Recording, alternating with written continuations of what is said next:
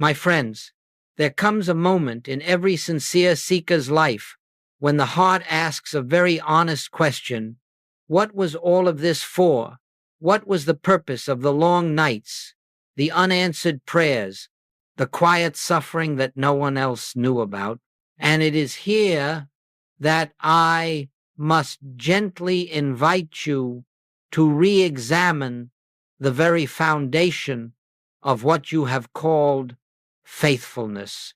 You see, for centuries, humanity has believed that faithfulness means holding on just long enough so that perhaps at some future time, God will reward you for your endurance. Yet I tell you this day, not as a theological argument, but as spiritual fact, God does not withhold anything from his own offspring.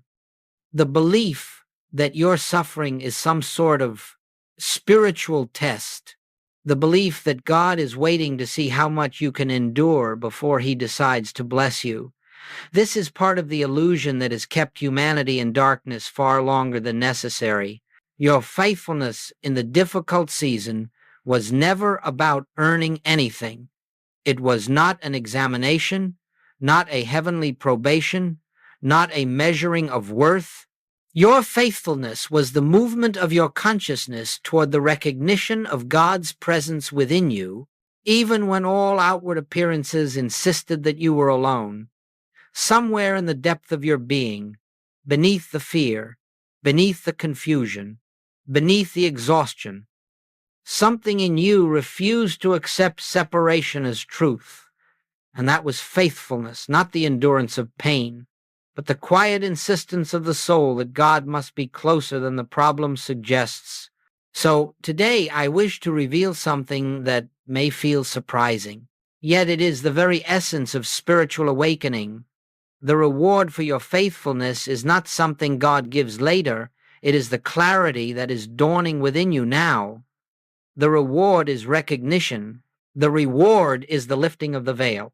The reward is the quiet inner certainty that you are not a struggling human trying to reach God, but God's spiritual child in whom the fullness of divine life has always dwelt.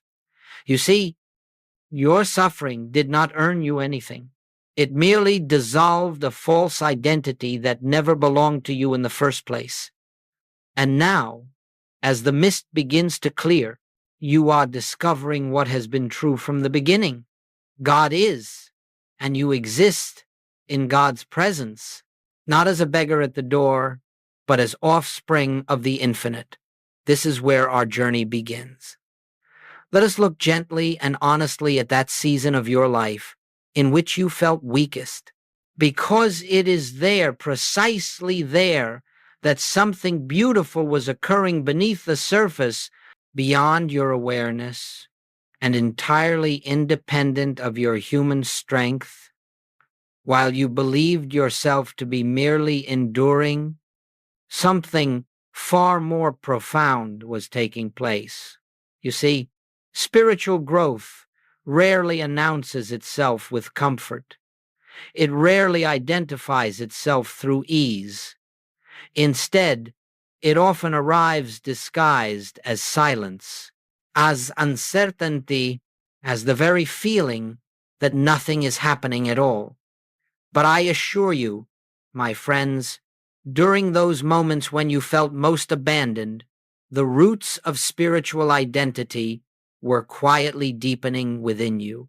Now, I want you to understand something clearly. God never withdraws. God never steps away. God never leaves you to struggle alone.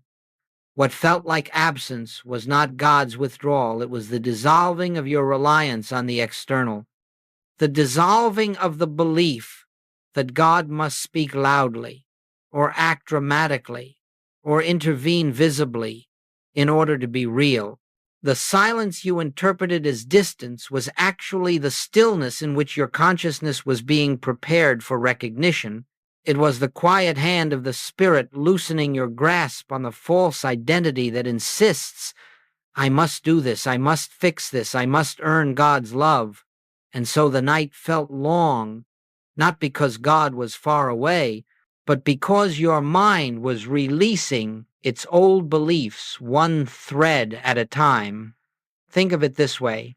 Before truth can be recognized, illusion must lose its authority.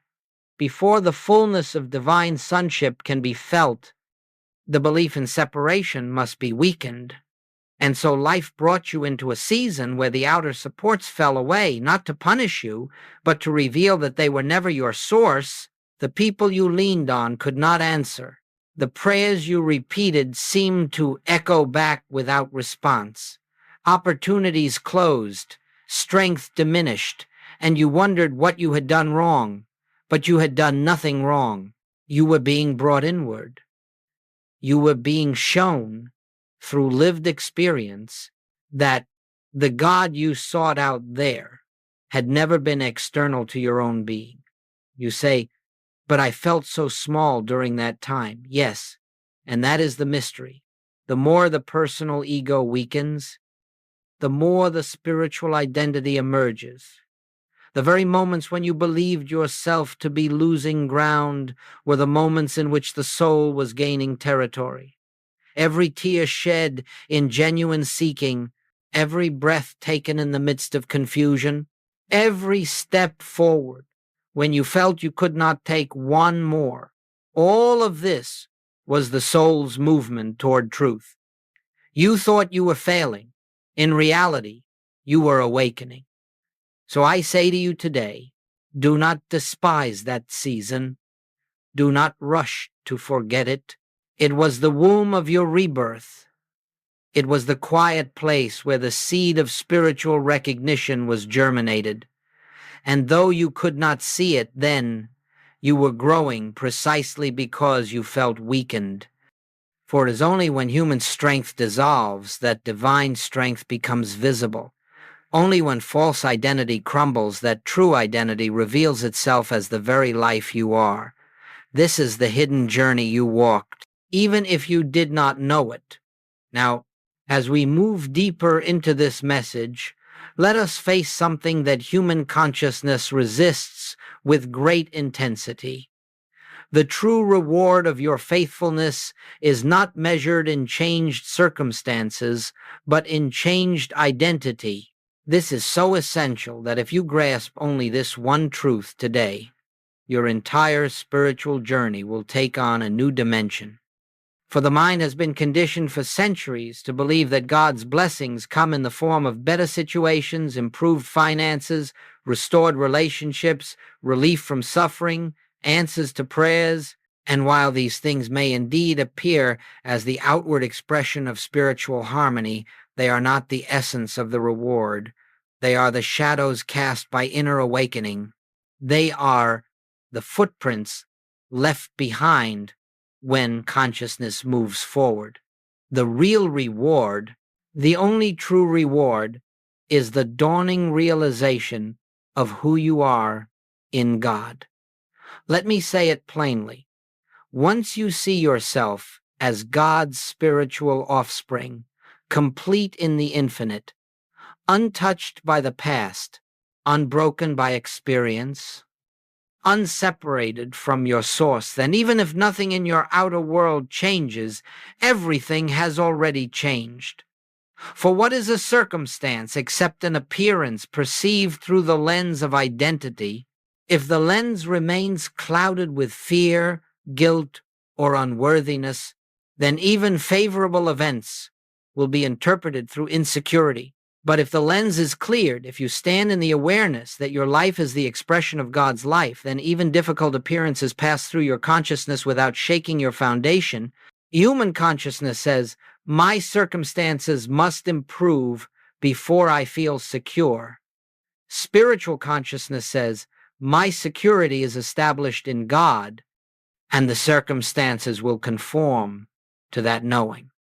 You see, the external world does not bring you peace. External answers do not bring you certainty. They merely echo whatever consciousness has accepted as true.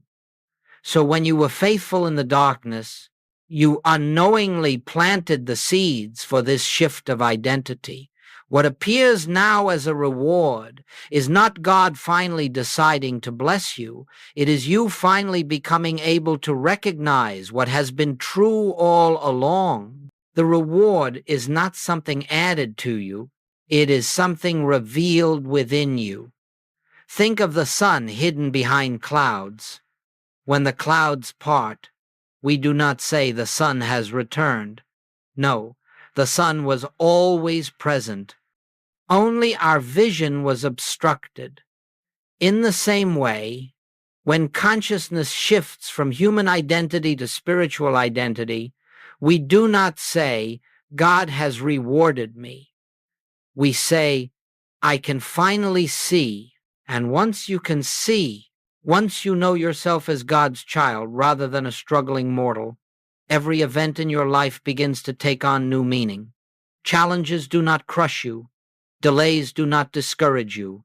Even the unanswered prayer loses its sting because you understand that God's presence is not expressed through outcomes but through the truth of your being. So let this be clear. The great reward of faithfulness is recognition. Recognition of what? Recognition of your unity with God. Recognition that you are not living for God's approval, you are living out of God's fullness. Recognition that your life is not a journey toward divine favor, it is the unfolding of divine identity. When this recognition takes root, peace arises without cause, gratitude flows without reason, and trust becomes effortless, not because your circumstances have improved, but because you have awakened. This is the true reward. The rest will follow as naturally as the tide follows the moon. Now let us address with compassion and clarity the central obstacle that prevented you from recognizing your true identity during those darker seasons. It is something almost universal, something inherited from centuries of religious conditioning, and something so subtle that most never question it. It is what I call sinner consciousness, the deeply rooted belief that you are fundamentally flawed, spiritually defective, and in need of earning your way back into God's good graces. And as long as this belief holds authority in your mind, you cannot feel like God's child, no matter how many scriptures you read, no matter how earnestly you pray, no matter how long you endure. Understand this. You never lost your spiritual identity. You did not stop being God's offspring. But sinner consciousness made you feel separated from the very source that has never been absent. It placed a veil between your awareness and your reality. And so you lived as though something were wrong with you, as though you were unworthy of divine love, as though you had to prove yourself to an external deity in order to be accepted. But this belief, my friends, is an illusion, and like every illusion, it collapses the moment truth is recognized. You see, the belief in sin as identity, not as action, but as identity, is the greatest misunderstanding humanity has ever embraced. Mistakes, errors, harmful deeds, these are human experiences. Yes, but they do not define the spiritual essence of the individual. They belong to the realm of appearance, not the realm of being. Your true identity is established by God, not by your behavior. And what God establishes, no human action has the power to undo. Sinner consciousness whispers, you must be forgiven. Spiritual consciousness declares, you were never condemned. Sinner consciousness says, God is disappointed in you. Spiritual consciousness reveals, God knows you only as his own expression. Sinner consciousness makes you beg. Spiritual consciousness invites you to recognize during your difficult season, you could not feel the truth of your identity because guilt was standing as the intermediary between you and God. Not real guilt, not divine judgment, but psychological guilt, human guilt, inherited guilt. The kind of guilt that conditions the mind to see itself as unworthy of love, unworthy of joy, unworthy of the presence that is already within. Hear this clearly. Guilt is not a spiritual quality. It is a mental construct born of the belief in separation. And as long as you carry guilt as identity, you cannot feel the peace of being God's child, even though you are God's child. The truth you could not feel was not absent. It was overshadowed by an identity that did not belong to you. So understand, the reason you struggled to sense divine nearness was not because God had withdrawn, but because you were viewing yourself through the lens of unworthiness. And when you view yourself as unworthy, you assume God must see you the same way. But this is the central illusion. God does not see through human eyes. God beholds you through divine truth. God beholds you as whole, not broken, as complete, not lacking, as spiritual, not sinful. And when you begin to behold yourself as God beholds you, the illusion of sinner consciousness dissolves like mist under the morning sun. This is why you could not feel like God's child before, not because it wasn't true, but because you were measuring yourself by a false identity that never existed in the mind of God. And today, that identity begins to fall away. There comes a moment in the life of every sincere seeker, perhaps slowly, perhaps suddenly, when something within begins to shift. It is not dramatic. It does not announce itself with thunder or wind. It arrives quietly, like dawn, breaking through the smallest crack in the horizon. And if you are not attentive, you may mistake it for nothing at all. But I tell you, this moment is the turning point of your entire spiritual journey. It is the moment when faithfulness ripens into recognition. Up to this point, your faithfulness may have felt like endurance. You prayed, you waited, you held on. Even when you felt empty, you stayed present even when God felt silent. But there is a difference between faithfulness rooted in hope and faithfulness rooted in recognition. Hope says, perhaps one day God will come. Recognition says, God is already here and has never been absent. This turning point is the instant when the soul realizes that all the seeking outward, all the reaching toward a distant God, all the effort to please or persuade or perform, none of it was necessary. The presence you longed for was the very substance of your own being. The voice you strained to hear was the sound of your own true identity. The peace you prayed for was already within you, awaiting only your awareness. You see, there is a moment when the soul ceases striving and begins beholding.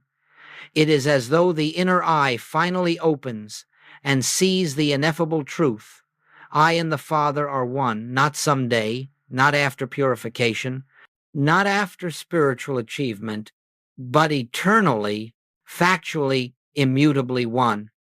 And this realization does not come because you prayed hard enough or waited long enough. It comes because the ego, exhausted from its own efforts, finally relaxes and allows the truth to reveal itself. At this turning point, faith takes on a new meaning. It is no longer a desperate clinging to promises. It becomes a restful assurance in what already is. You stop asking, when will God act? And instead you begin to recognize God is the very life living me. You stop bargaining with heaven and instead acknowledge heaven as the present condition of your being.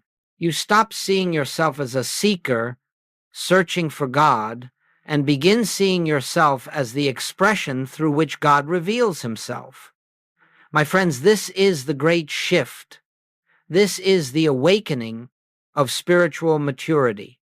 This is the moment when faithfulness becomes sight, when the outer longing dissolves into inner illumination, that gentle inner knowing, that quiet certainty arising without reason, that peace that does not depend on circumstances. Those are the signs that recognition has begun. And once recognition begins, It cannot reverse itself.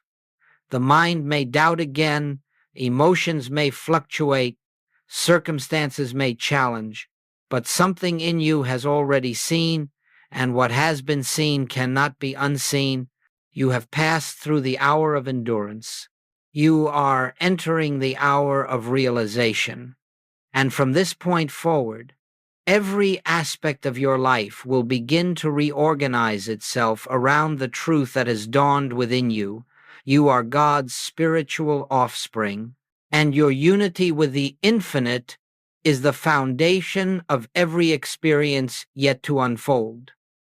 This is the turning point. This is the moment of awakening. And from here, the journey becomes one of deepening, not searching. Now that we have come to the place where faithfulness begins to flower into recognition, let us look at what naturally follows, not through technique, not through willpower, not through the manipulation of spiritual laws, but through the effortless activity of truth expressing itself. When you know yourself as God's child, demonstrations arise organically. They are not miracles to be chased.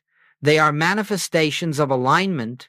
They do not occur to prove anything to you or others. They occur because consciousness has returned to its true center, and reality must reflect what consciousness knows. Let me share with you what happens when identity shifts from the belief, I am a struggling human, to the realization, I am the offspring of infinite spirit. First, you will notice a peace that arrives without cause, a peace that has no relationship to what is happening around you. The outer world may remain unchanged for the moment, but the inner world becomes still, as though a gentle divine assurance has settled into your being. This is the earliest demonstration, not a changed circumstance, but a changed awareness. And that changed awareness is more valuable than any external blessing you could receive. I recall a woman who came to me burdened with decades of self-condemnation. She believed her past mistakes had permanently separated her from God. For years, she tried to earn her way back through penance, through devotion, through relentless prayer. But nothing changed until one quiet afternoon when she grasped deeply, not intellectually, that God's love had never withdrawn, that her identity as God's child had never been tarnished. Within a month, her physical symptoms began softening, her relationships calmed, opportunities emerged, not because she did something, but because she recognized something. The cause was consciousness, the effects merely followed. Another man lived under constant financial pressure. Every decision came from fear, every plan from desperation. He prayed day and night for provision, thinking that if he prayed earnestly enough, God might intervene. But intervention never came in the way he expected. One day, as he sat in a moment of stillness, he felt a sudden realization: infinite supply is the nature of God, and I live as the expression of that nature. That recognition dissolved the inner belief in lack, and as the inner belief dissolved, his external circumstances quietly reorganized themselves. A new opportunity appeared, a debt unexpectedly resolved, ideas flowed that he had never considered before. His financial healing was not the reward of prayer, it was the demonstration of consciousness, recognizing its source. And there was the teacher who constantly battled anxiety about her worth, always afraid of disappointing others. She pushed herself to exhaustion, believing her value depended on flawless performance. Yet the moment she recognized her identity as God's expression, not a personality striving to succeed, but a divine idea unfolding, her anxiety began to dissolve. Her work improved, not through pressure, but through peace. Her presence uplifted her students because she no longer needed validation from them. Her demonstration was not a new skill, it was a new consciousness. Hear me clearly. Every demonstration in your life will follow this same pattern. Not effort, recognition, not fear, identity, not striving, rest, not outer achievement, inner realization. And the demonstrations you experience may vary. A sense of peace where turmoil once ruled, clarity replacing confusion, opportunities appearing without strain, healing emerging gradually or swiftly, relationships harmonizing through your changed inner vision, decisions becoming effortless because they arise from intuition rather than fear. But in every case, the source is the same. Truth recognized becomes truth demonstrated. When you know you are God's child, the world cannot treat you as anything less. When you know you are whole, life cannot reflect fragmentation. When you know you are complete, circumstances cannot convince you of lack. This is not metaphysics. It is spiritual reality expressed through consciousness. So I say to you, do not look for demonstrations. Look for truth. The demonstrations will follow as naturally as flowers follow spring. Now that we've spoken of demonstrations, let us turn gently towards something even more essential: how to live in the daily awareness of your true identity. For this truth we speak of is not meant to be glimpsed for a moment and then forgotten.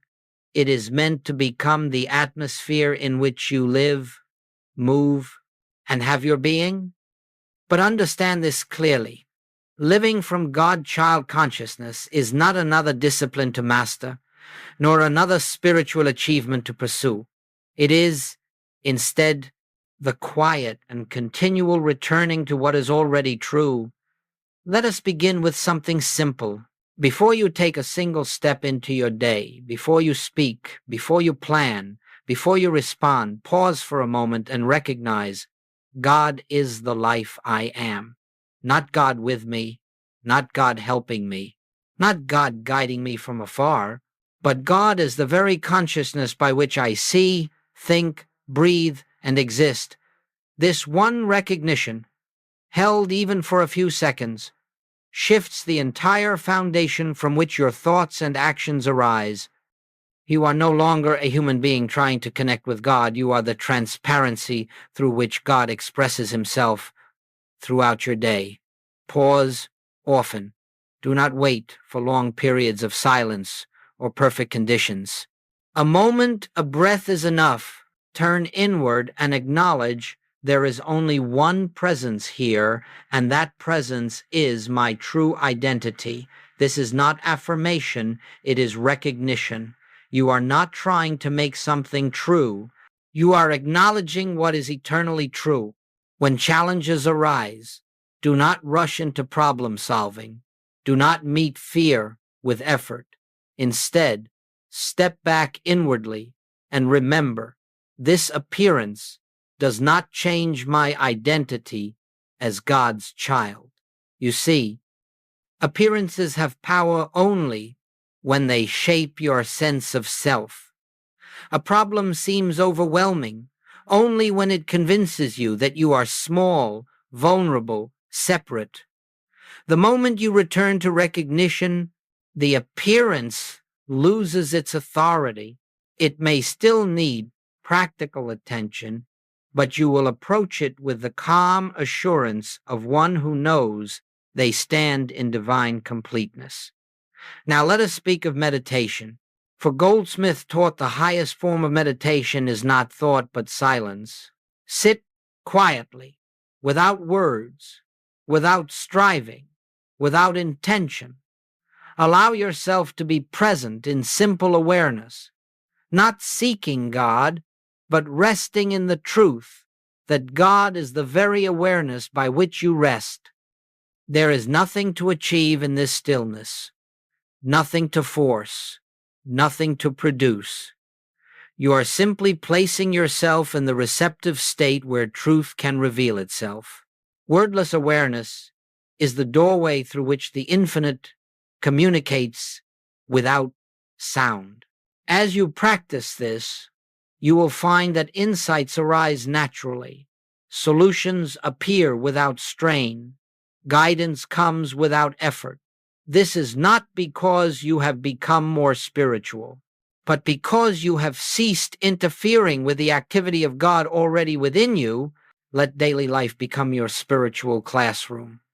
When you speak to another person, silently remember, the same divine life that animates me animates them. When you feel fear, return to the truth. Fear cannot exist where God is, and God is the very essence of my being. When you feel lack, acknowledge, infinite supply expresses itself through me, not toward me. When you feel unworthy, rest in this: my worth is established by the one who created me. These recognitions, practiced gently and consistently, do not make you spiritual. They make you aware of the spirituality that has always been your essence. And as awareness stabilizes, your entire life, your decisions, your relationships, your responses begins to flow from a different center. You live from peace, not toward it. You live from abundance, not toward it. You live from identity, not in search of identity. In this way, daily life becomes not a struggle to maintain spiritual truth, but a continual unfolding of what you already are. Now we come to the natural unfolding of everything you have endured, everything you have recognized, everything that has been quietly shaping you beneath the surface.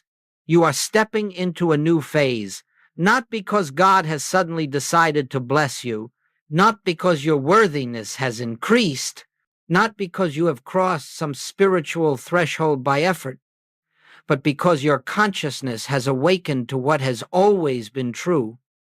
And when consciousness changes, life itself must respond. This is not a reward. It is a law. Spiritual identity, once recognized, becomes the light by which you walk, the vision by which you interpret your world, the atmosphere through which every experience is filtered. Let me tell you what your faithfulness has prepared you for. It has prepared you to live without fear of appearances. In the past, circumstances seemed powerful, overwhelming, threatening. They dictated your emotional state, your decisions, your sense of self. But now you see that appearances are only forms arising from the level of consciousness that perceives them. And so, with your inner foundation established in truth, you meet each appearance with calm recognition.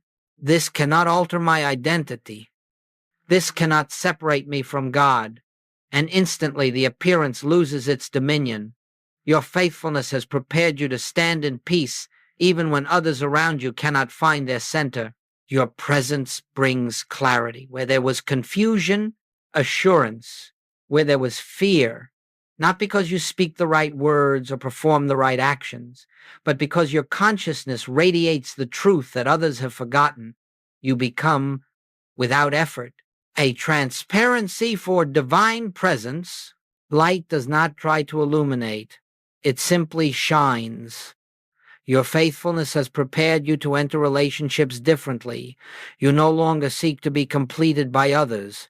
You no longer need validation, affirmation, or approval to feel whole. Your sense of identity no longer depends on how you are treated or understood. You recognize the divine life in yourself, and so naturally you recognize it in others. You respond from love, not from need, from wisdom, not from fear. And as your consciousness softens, the people around you shift, not because you demanded change, but because your inner state invites it. Your faithfulness has prepared you to receive without attachment. Opportunities, blessings, resources may now appear with ease. but you no longer cling to them as your source. You no longer panic when something shifts or ends. You understand that supply is not something God gives, it is something God is. And because God is the essence of your being, supply flows through you in whatever form is needed, whenever it is needed. Your faithfulness has prepared you to live from intuition rather than effort. In the past, decisions required strain. You weighed options, feared consequences, second-guessed yourself. But now, inner stillness reveals itself as guidance. You sense what is right, not through logic alone, but through the quiet knowing that arises from unity. Intuition becomes the voice of God expressing through your consciousness, and you find that following this inner direction brings harmony without struggle. Your faithfulness has prepared you to live without the weight of your past. No longer do you measure yourself by old mistakes, old wounds, or old stories. You understand that your spiritual identity was never touched by any of it. The past loses its emotional charge because it belongs to an identity you no longer claim. You look at your history now with compassion, not condemnation, because you see that every step, every tear, every moment of confusion was guiding you toward this awareness. Above all, your faithfulness has prepared you to live as one who knows. God is the reality of my being, and all that I do flows from that truth. This is the light you now walk in. This is the consciousness you carry into every moment. This is the state of being for which your difficult season prepared you. And from this point on, life becomes not a struggle toward God, but the continual unfolding of God within you. And now, as we conclude this time together, let us gather gently the threads of all that has been revealed. You have walked through darkness, not because God withdrew, but because the veils of false identity needed to dissolve. You remained faithful, not to earn divine favor, but because something in you, something deeper than fear, stronger than doubt, more enduring than suffering, knew there must be more than appearances, more than circumstance, more than the human sense of life. And that inner knowing was the whisper of your true identity, calling you home. Today, you stand in a new light, not a light you created, but a light that was always your inheritance. You are beginning to see yourself not as a seeker, not as a sinner, not as a struggler, but as God's spiritual offspring, whole, complete, unseparated, unbroken, eternal. And as you recognize this truth, the shadows that once frightened you lose all substance. Fear cannot cling to one who knows their unity with the infinite. Guilt cannot imprison one who recognizes that nothing in their past has ever changed the truth of their being. Loneliness cannot endure in the consciousness that understands, I and the Father are one. So I say to you now, with the quiet certainty of spiritual law, you have not been moving toward God. You have been awakening to God as your very life. Every step has led inward. Every prayer has lifted the veil. Every hardship has loosened the grip of the false self so the true self might shine. And now, as recognition dawns, you realize that the journey was not for God to come closer, it was for you to finally see. Carry this recognition into your moments, into the silence of early morning, into the conversations of your day, into the decisions you make and the challenges you face. Let this truth go ahead of you.